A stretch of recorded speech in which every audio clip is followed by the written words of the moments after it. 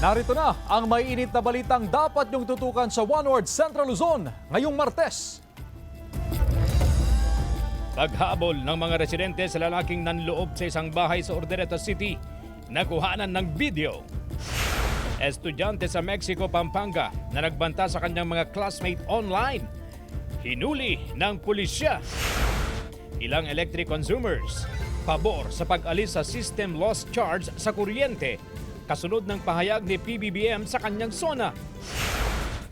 At 2,000 kilos ng malaga, inihaw at nilantakan sa kapistahan ng Bugay, Cagayan.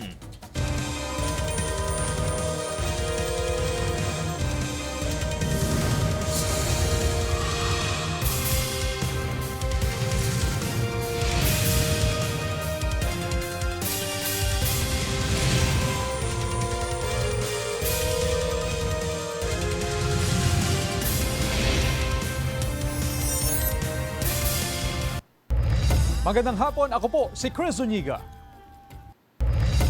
Pabor ang ilang electric consumers sa pag-alis sa system loss charge sa kuryente kasunod ng pahayag ni PBBM sa kanyang sona. Yan ang balitang tinutukan live ni Jasmine Gabriel Galban. Jasmine? Chris, suportado ng mga electric consumers ang panawagan ni Pangulong Ferdinand Marcos Jr. na maamyendahan at matanggal ang system loss charges sa singil sa kuryente. Isa sa mga pinalakpakan sa ikalimang State of the Nation address ni Pangulong Ferdinand Marcos Jr. kahapon ang panawagan na agarang pag-amyenda sa Electric Power Industry Reform Act of 2001 upang alisin ang paniningil ng system loss charge. Sa ilalim kasi nito, pinapayagan ng mga distribution utility at transmission companies na ipasa sa mga consumer ang ilang pass-through charges, kabilang ang system loss charge ng may tinakdang limitasyon o cap. Ang system loss ay ang bahagi ng kuryente na nawawala mula sa power plant at hindi na nakakarating sa mga consumer. Nahahati ito sa dalawa, technical losses dahil sa thermodynamic principles sa mga transmission at distribution lines at non-technical losses dahil sa illegal na koneksyon, power theft at meter tampering. Ang masaklap, may kaakibat pa itong 12% value-added tax. Pabor ang mga consumer sa pahayag nito ng Pangulo, tulad ni Ike, na may binayarang halos 100 peso na system loss charge sa kanilang electric bill nitong Hunyo. Dapat alisin niya, o pati yung tax, yung VAT, malaki-laki. Dapat naman hindi rin nakikinabang masyado ang mga tao dyan eh. Pero kung tatanungin ng Dagupan Electric Corporation, hindi basta-basta ang implementasyon nito at malaki ang magiging epekto sa distribution at transmission companies. Up to the Energy Regulatory Commission kung anong ilalabas nilang rules or regulations concerning that, pero definitely magkakaroon yan ng public consultation. Gayunman, suportado raw nila ang pag-alis ng 12% VAT sa system loss charge. Kasi nakabat naman lahat eh. Except yung kung tatanggalin nilang system loss. Hopefully yung lahat na ng VAT ng components kasi dati naman walang VAT yan eh. Chris, malaking tulong para sa mga electric consumers sakaling maamyendahan ng ang IPIRA law. Samantala, ayon na rin sa ilang political analyst, posibleng makamenos o makabawas ng at least 10% sa monthly na electric bill ng mga consumers sakaling matanggal yung system loss charges sa singil sa kuryente. Chris? Maraming salamat, Jasmine Gabriel Galban. Nasawi ang isang truck driver matapos namang makuryente sa nakalaylay na kable sa Bangaldan, Pangasinan. Tutukan sa report.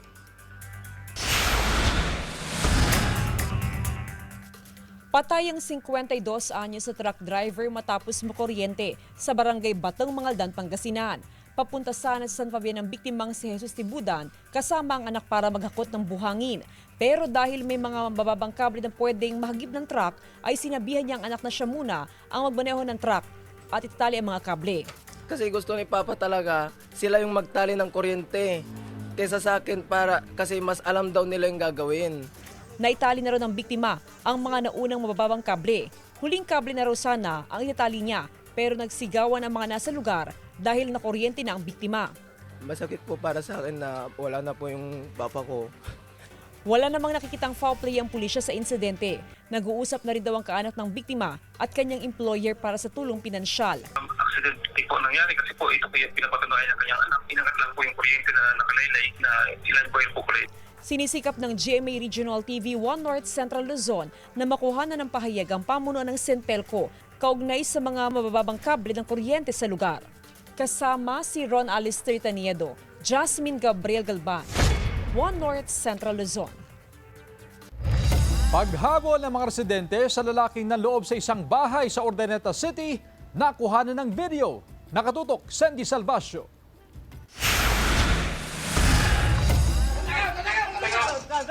Maaksyon ng mga tagpo sa nangyaring panloloob sa isang bahay sa Barangay San Vicente, Urdaneta City kahapon.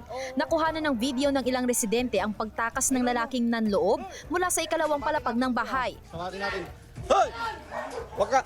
Ang lalaki, pinaghahabol na pala ng mga residente matapos tangayin ng isang cellphone doon. Nahuli raw ang lalaki ng mismong may-ari ng bahay na nagtatago sa ilalim ng kama. Sinubukan nilang tawagan yung cellphone. Ngayon po nag-ring. So yung magnanakaw po nandun pa rin po, nagtatago lang po pala sa ilalim ng kama. Dito na hinabol ng mga residente ang kawatan. May mga kasabwat pa raw pero nakatakas. Hindi siya nakita agad. Hanggang sa inikot-ikutan po namin, hinahanap namin ganyan. Hanggang sa natagpuan din lang ng mga taga rito sa amin, nandun pala nakaiga sa damuhan, nagtatago. Ngayon po, tumalon sa makalong, hindi marunong lumangoy kaya nahuli. Talaga pong hindi nila tinigilan. Kumbaga, ang pagkakamali niya, yung nakuha niyang cellphone, naka-location. So nahuli siya sa ilalim ng sa may kawayanan along Makalong River. Nagtamo ng mga sugat ang sospek matapos kuyugin ng mga residente. Nabawi ang tinangay na cellphone. Dayo raw ang kawatan at kilala ng nagnanakaw sa iba't ibang barangay. Ayon sa Urdaneta City Police, pinalaya na kaninang umaga ang sospek. Hindi na rin daw kasi nagsampa ng reklamo ang biktima. Kasama si Daryl Peralta, Sandy Salvacio, 1 North Central Luzon. Abiso sa mga motorista, epektibo na ngayong araw ang big time taas presyo sa ilang produktong petrolyo. Base sa anunsyo ng ilang kumpanya ng langis, 7 pesos and 30 centavos ang dagdag sa kada litro ng diesel.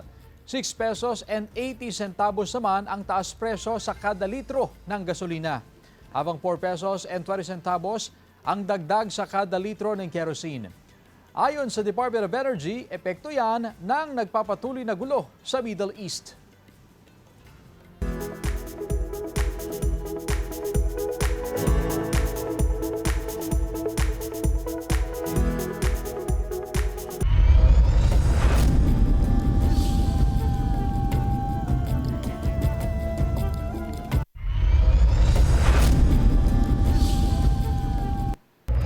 Tinutugis ng pulisya ang isang barangay tanod sa Dagupan City dahil sa umano'y pangahalay sa isang menor de edad.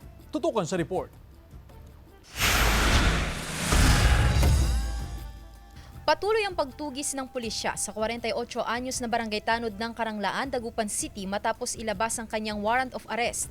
Ang barangay tanod nahaharap sa 6 counts ng kasong acts of lasciviousness. Ang biktima, isang 13 anyos na dalagita, residente ng parehong barangay. Nadiskubre ang mapait na karanasan ng dalagita nang magpunta ang mga kawani ng lokal na pamahalaan sa pinapasukan niyang paaralan. At dito, itinuro sa mga mag-aaral ang iba't ibang uri ng pang-aabuso sa mga bata. So yun po yung bata, parang napansin ng teacher na naging natulala. So yun na po, kinausap siya hanggang tinawag ang parents, umamin yung bata.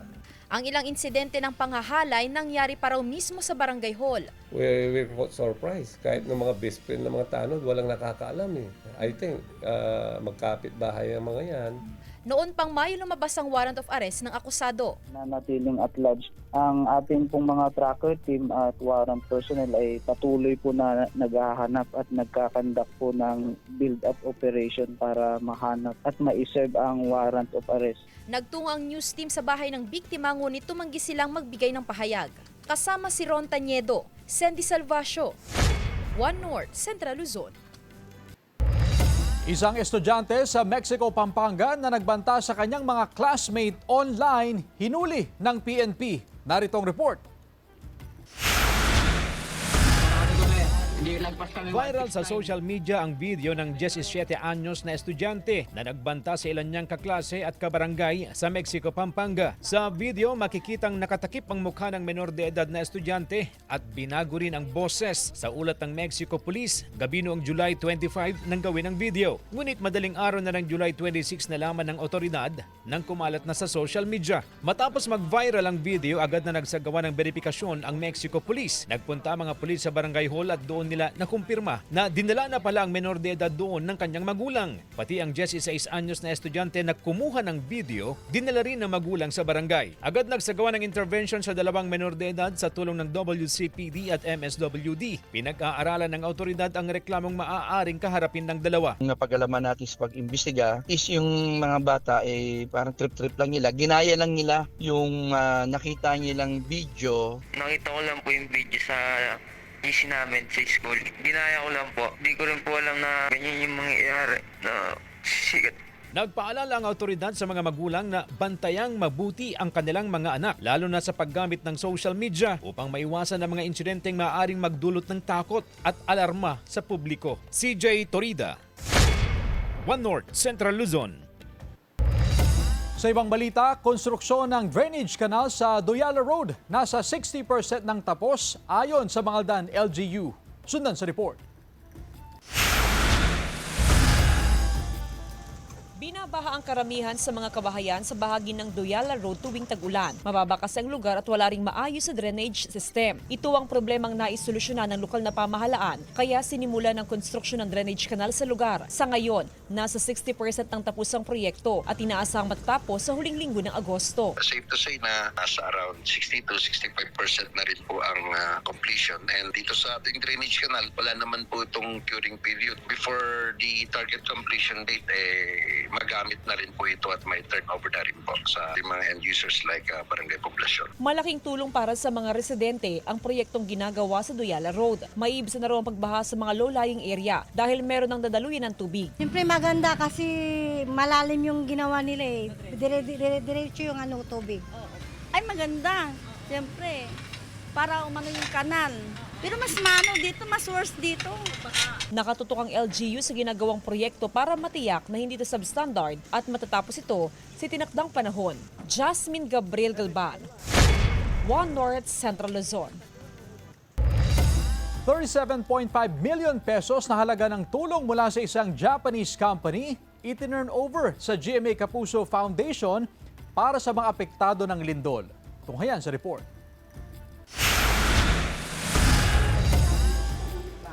Formal na tinanggap ng GMA Kapuso Foundation ang nasa 30 million pesos na cash donation mula sa Nitori Holdings Company Limited na pinakamalaking furniture retail chain sa Japan. Pinangunahan niya ni GMA Network Senior Vice President and GMA Kapuso Foundation Board of Trustee, Attorney Annette Gozon Valdez. Nag-donate rin ang Nitori Philippines ng 7.5 million pesos na halaga ng brand new beddings, housewares at mga gamit para sa 3,500 na mga pamilya na may partially damaged houses sa Malapatan, Glan, Maasim at Alabel, Sarangani, Jose Abad Santos, Davao Occidental at Polomolok, South Cotabato. 大統領の方にそういうふうに申し込みましたら、政府の方から、こちらの、GMA の方に、推薦して紹介していただきまして、安全に、皆さん行き渡るということをね、確認しましたので送らせていただきました。We are very humbled na sa GMA Kapuso Foundation in-entrust yung execution at implementation ng donation ng Nitori Japan and Nitori Philippines. Nagpapasalamat tayo and we promise that we will execute their donation to the best of our ability at serbisyong totoo talaga ang gagawin ng Kapuso Foundation. Ang naturang cash donation ay gagamitin sa pagpapatayo ng temporary shelter pods para sa mga naapektuhan ng lindol sa Mindanao. Ang temporary shelter pods ay naglalayo na magbigay sa kanila ng comfort, at saka ng privacy, at saka ng dignity. Kasi medyo matagal pa ang aantayin ng mga apektado bago magawa ang permanent housing na plano ng pamahalaan para sa kanila. So hopefully ito ay makatulong sa kanila. We will build 100 pod clusters at a time. At ito ay dito sa iba't ibang mga munisipalidad na affected. Ang donation ay idinaan sa Office of the First Lady sa Malacanang at sa Department of Tourism. Kabilang na ang Department of Interior and Local Government upang masiguro na maabot ang target ng mga benepisyaryo. Meron na siya talagang balak mag-donate. Kasi nga sabi ko ang Japanese, pag may salanta, pareho tayong bansa na maraming disasters. They have the earthquake, they have typhoons, they have everything like us. And they're especially compassionate for victims like them. Pinangunahan naman ni First Lady Liza Araneta Marcos kasama ang Department of Tourism, Nitori Holdings at GMA Kapuso Foundation ang pamimigay ng material donation sa 1,000 beneficiaries sa Malapatan, Sarangani. Sana ay tibayan lang ang loob nila, tibayan lang ang pananalig sa kanilang sarili at lalong-lalo na sa Diyos. Dahil andito rin ang lahat tayo nandito para tumulong at makiisa sa kanila. Sandy Salvacio, One North, Central Luzon. Samantala, isang pawikan ang aksidenteng nalambat ng mangingisda sa Pagudpud, Ilocos Norte. Ayon sa Municipal Environment and Natural Resources Officer, isa itong hawksbill na 7 kilos ang bigat. Walang nakitang sugad sa katawan ng pawikan, kaya agad ding pinakawalan matapos na maidokumento para hindi ma-stress. Laking pasasalamat ng Menro sa mga residente dahil alam nilang protektahan ang mga pawikan sa lugar. May mga nakita rin daw na breeding nest ng pawikan sa lugar na minomonitor ngayon ng otoridad.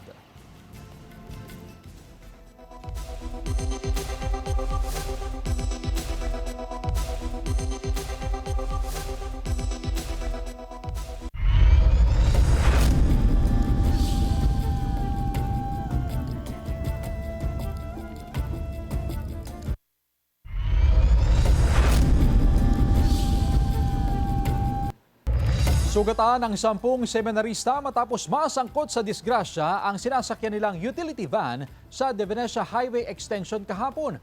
Sa investigasyon ng Dagupan Police, mag-overtake sana ang utility van sa sinusundang bus pero sakto naman na liliko ito sa kaliwa papasok sa isang terminal. Paliwanag ng driver ng utility van, hindi umano nag-signal light ang driver ng bus bago lumiko kaya pilit niyang iniwasan ng bus. Tumama ang utility van sa mga concrete barrier hanggang sa tumagilid. Dinala sa ospital ang mga biktima. Sinisikap ng GMA Regional TV na makuna ng pahayag ang mga sangkot sa aksidente. Pero sa inilabas na pahayag ng institusyon sa social media, ligtas na silang nakabalik sa seminaryo at patuloy na binabantayan habang sila'y nagpapagaling.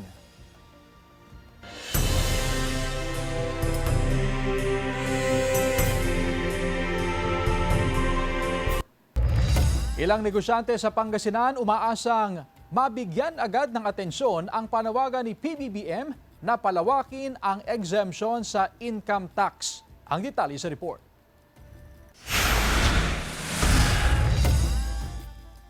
Sa ikalimang State of the Nation address ni Pangulong Ferdinand Marcos Jr., nanawagan siya sa Kongreso na ipasa ang isang tax relief package. Kabilang dito ang reforma sa corporate tax at negosyo, personal income tax at tax amnesty. Nagpapasalamat din tayo at binigyan niya ng pansin yung mga middle class sa pagpahayag na ito. And dun sa pag-amyenda ng batas, it's a welcome gesture and I hope Congress will make it as a priority bill. Nanawagan din ng Pangulo na tanggalin o exempt ang maliliit na negosyo sa pagbabayad ng minimum corporate income tax at itaas ang threshold ng taunang kita na libre sa buwis. Mula sa kasalukuyang 250,000 pesos, nais niyang gawing libre sa income tax ang mga kumikita ng hindi lalagpas sa 350,000 pesos kada taon upang madagdagan ang take-home pay ng middle class. Nais din ng Pangulo na ibaba o i-adjust ang income tax rates para sa iba pang bracket ng mga manggagawa upang mabawasan ang kanilang binabayarang buwis. Nais ng Pangulo na magkaroon ng amnesty para sa mga hindi nabayarang obligasyon sa buwis gaya ng income tax, estate tax, donors tax at value-added tax. Napakaganda yun because tinitignan lang ng ating gobyerno kung paano magkaroon ng konting ginhawa ang mga Pilipino. Kabilang na riyan ang mga maliliit na negosyante. Sana yung mga maliliit, wala na. Pero yung mga talagang malalaking negosyo, yun, doon na lang sana sila bumami. Nakaabang ang maraming Pilipino kung may isasakatuparan ang mga nais na hakbang na ito ni PBBM sa tulong ng Kongreso. Sandy Salvacio, One North, Central Luzon.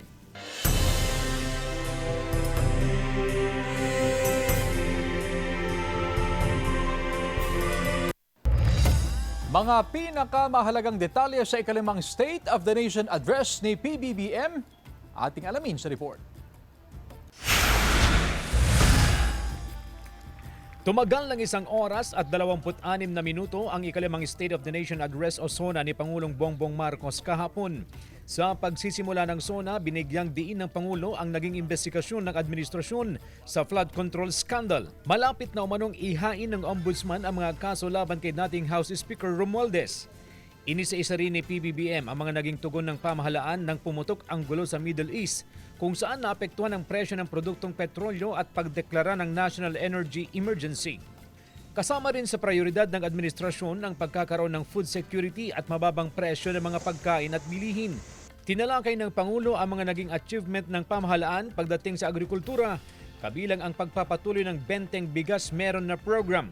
Sinabi rin ng Pangulo na palalawakin ang tax exemption, lalo na sa middle class at maliliit na negosyo. Ang nais niya, isama sa exemption ang kumikita ng di lalampas sa 350,000 pesos kada taon. Isa sa mga pinakapinalakpakan ang naging pahayag ng Pangulo na panahon na para alisin ang systems loss na binabayaran ng mga consumer sa kuryente. Nanawagan ang Pangulo na amyendahan na ang Electric Power Industry Reform Act o EPIRA Law. Sinabi rin ng Pangulo na nangunguna ang edukasyon sa listahan ng mga prioridad ng pamahalaan.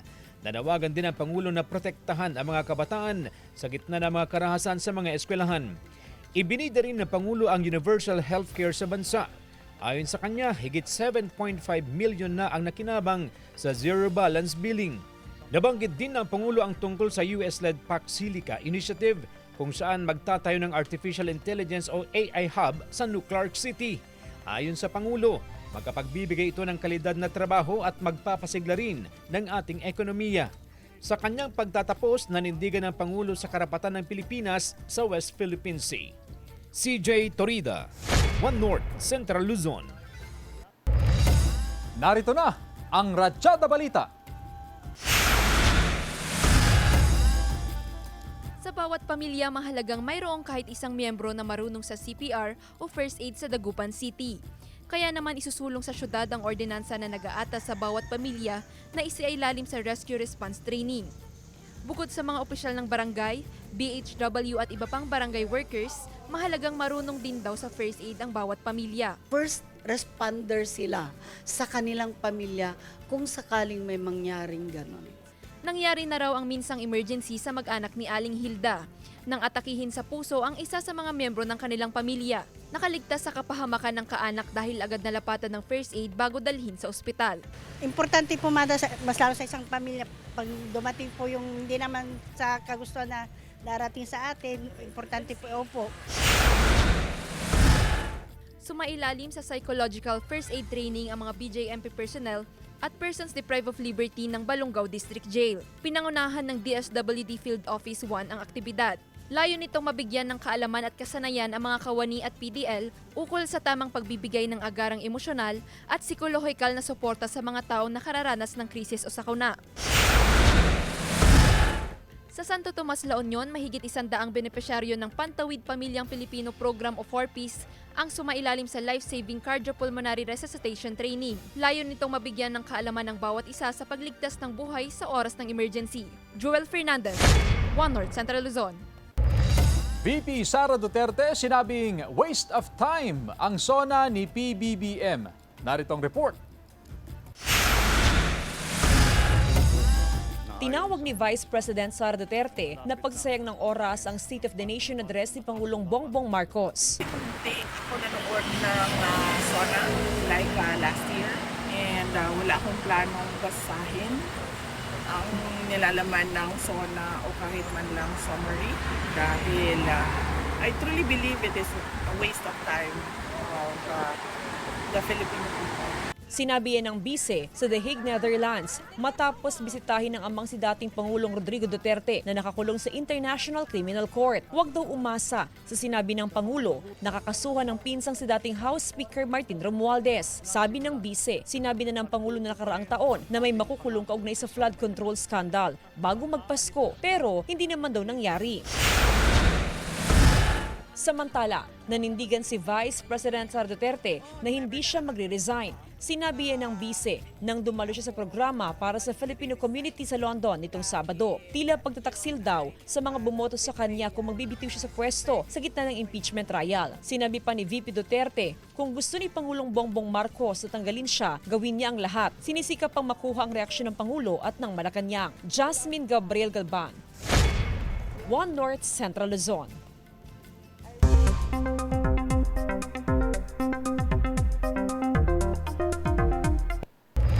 Mga kapuso, may bagong low pressure area na namataan sa loob ng Philippine Area of Responsibility. Huli itong namataan sa layong 310 kilometers silangan ng Borongan City, Eastern Samar. Ayon sa Pag-asa, mababa ang tsansa nitong maging bagyo pero posibleng magpaulan sa ilang bahagi ng bansa. Tuluyan ng humina ang epekto ng habagat pero posible pa rin ang pag-ulan dahil sa easterlies at localized thunderstorms. Sa datos ng Metro Weather, malaking bahagi ng Northern at Central Luzon ang posibleng makaranas ng kalat-kalat na ulan. May malalakas na buhos sa ilang bahagi ng Pangasinan, Zambales, Cagayan Valley at ilang lugar sa Cordillera Administrative Region. Posible ang ulan sa iba pang bahagi ng bansa.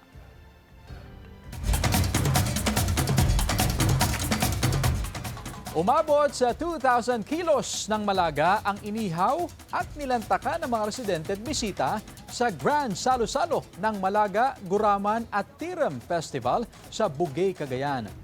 Pinagpiestahan din ang nasa 100 kilos ng talaba na inihanda para sa selebrasyon.